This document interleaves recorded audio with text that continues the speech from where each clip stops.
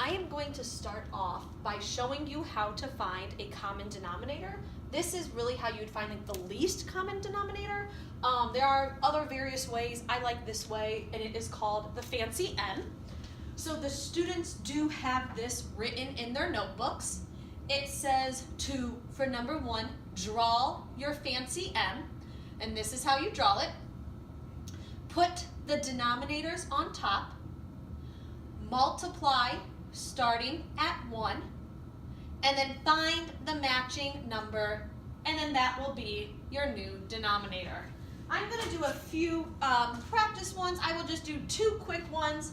The students usually do not have a very hard time finding this common denominator. So if we have these 2 fractions,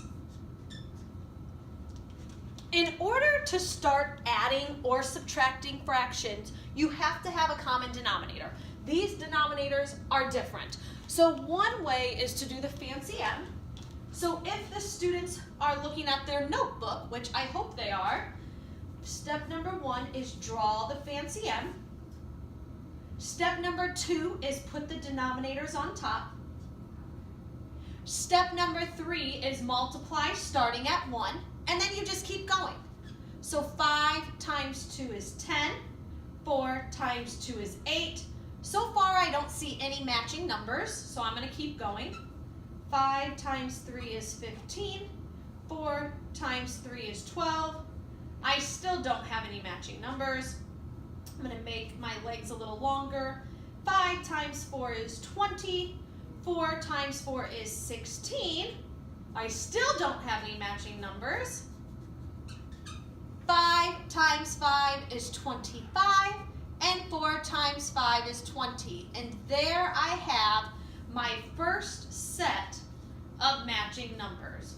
So that means that 20 is my common denominator. Now, one thing that a lot of students will do, which is fine, but they will just multiply 5 times 4 and get 20.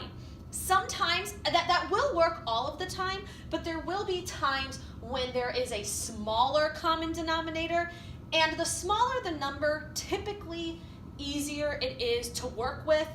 You may have to reduce less, so there might just be a few less complications at the end. So this is one example, and I can show you another. And this is a good example of how, yes, you could multiply and get 24, but I can show you that there's a smaller one, and typically the smaller the number, the easier it is to work with. So I drew my fancy n, that was step 1. Step 2 is put my denominators on top, and I want to start multiplying. So 6 times 2 is 12, 4 times 2 is 8. 6 times 3 is 18, 4 times 3 is 12, and there I go. I can actually stop there. Another common denominator, which is smaller, is 12.